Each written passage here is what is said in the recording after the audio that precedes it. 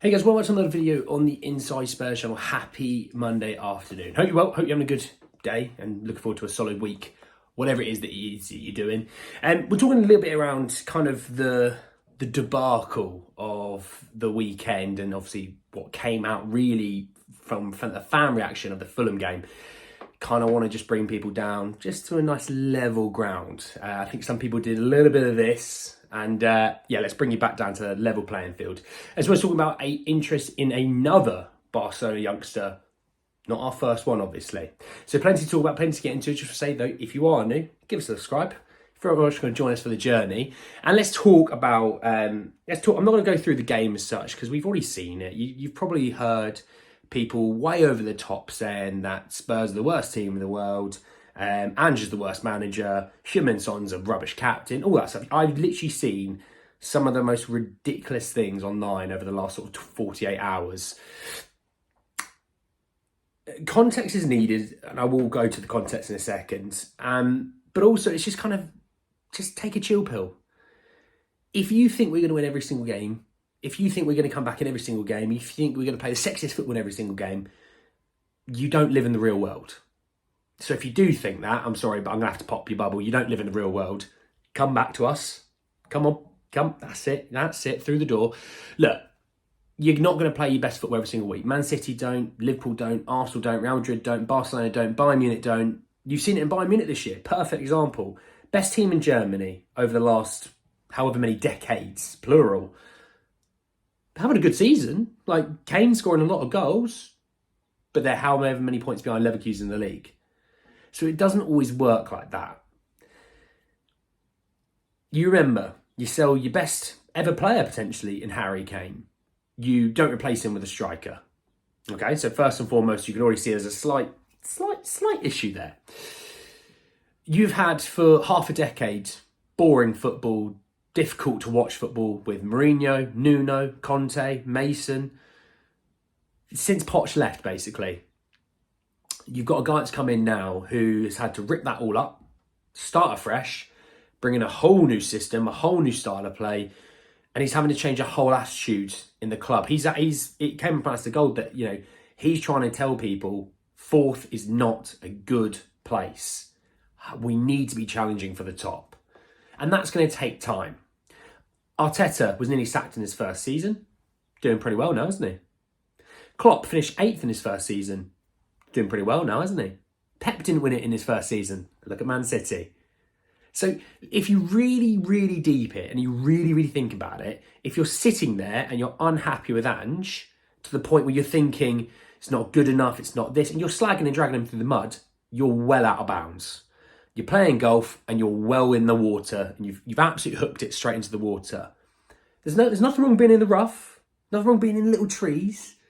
Is saying, and this is my general thought. I thought Ange's substitutions on the weekend weren't good enough. It wasn't. I think people going, he's been outclassed. Marcus Silva's had his pants down.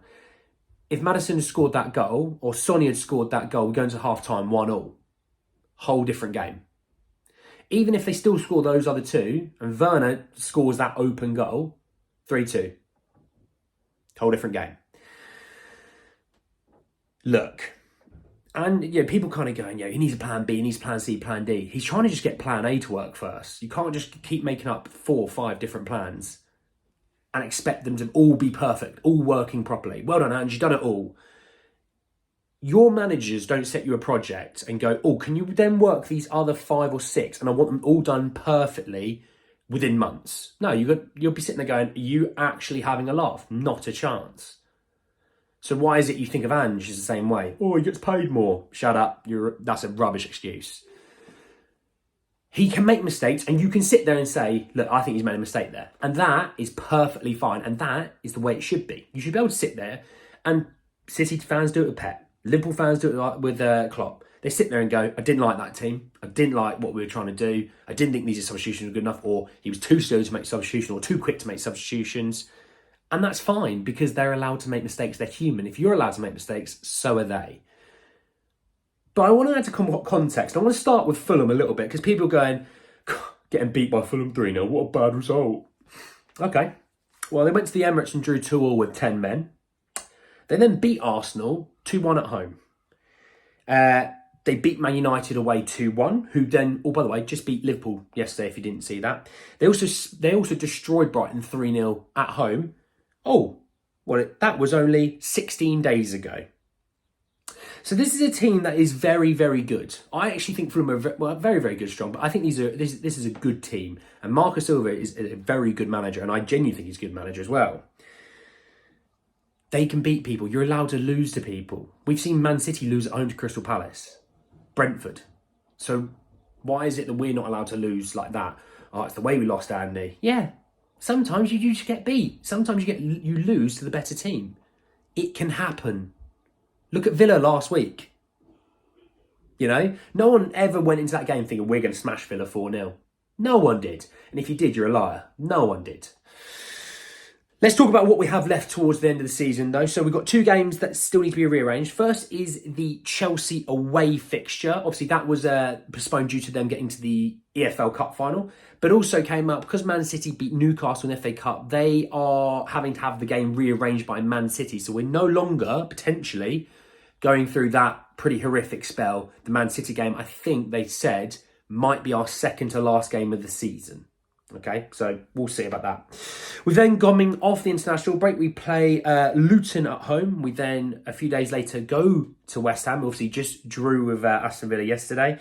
We then have Forest at home. We have Newcastle away. We have Arsenal at home, Liverpool away, Burnley at home, and Sheffield United away. So you might find Man City might slip between Burnley and Sheffield United there. Where Chelsea will be,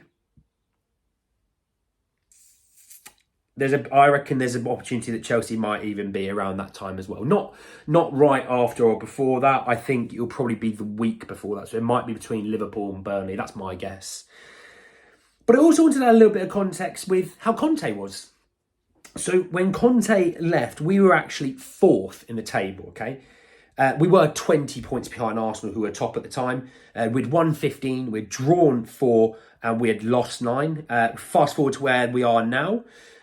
So to give you an idea, we had played 28 games at that point.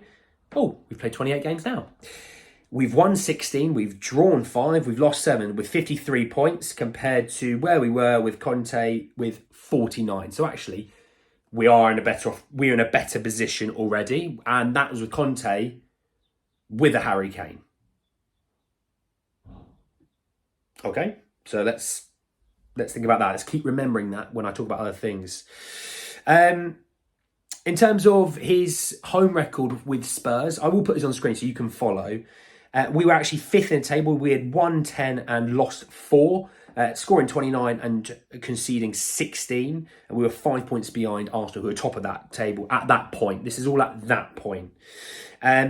This season, we've done the exact same. Won 10, lost 4. So you can see, okay, not too bad. Scoring 29 and conceding 19. So that's Conte and that's Ange. So yes, we conceded 3 more goals compared to Conte's at the time.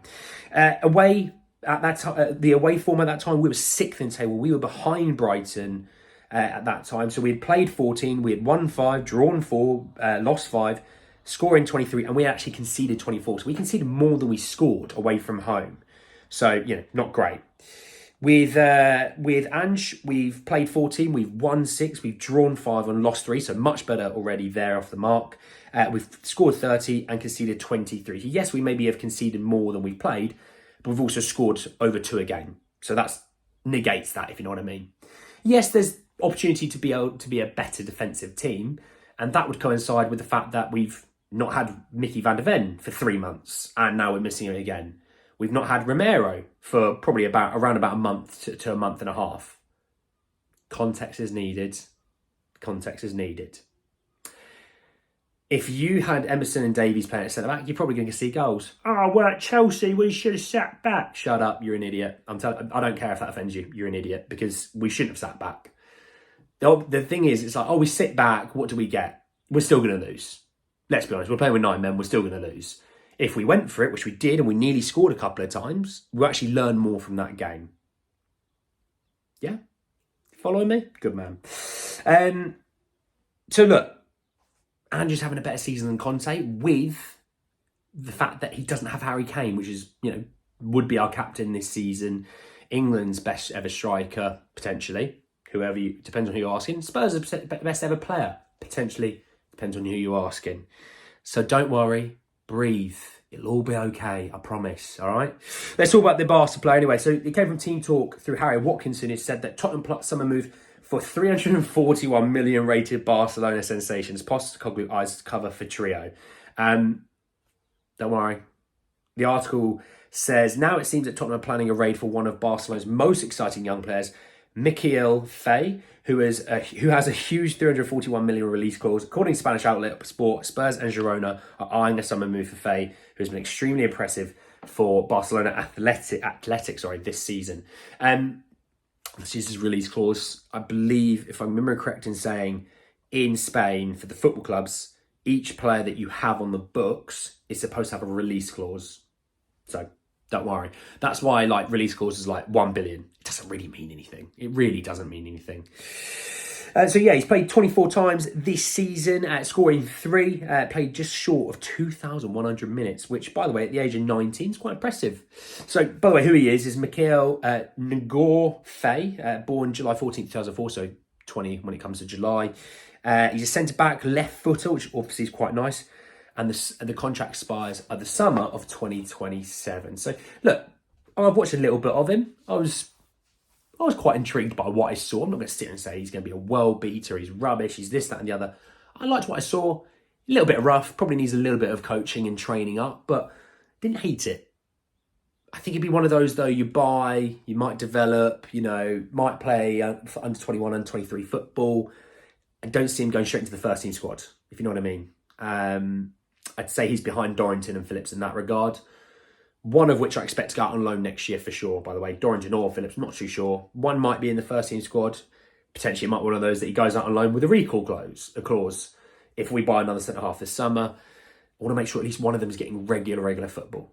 Have a recall clause, but I want to have regular football. So then that way, if things do go awry and we do sort of have no centre-halves, in you come, you're playing this weekend sort of thing, But anyway, guys, then the video, hope you enjoyed. Drop a like on the video. If you did, hit me in the comment section. Your thoughts, feelings about the current situation with Ange and what have you. You don't have to agree with me. You can tell me, you're wrong for X, Y, and Z. Let's have a conversation. If you think I'm right, good to see.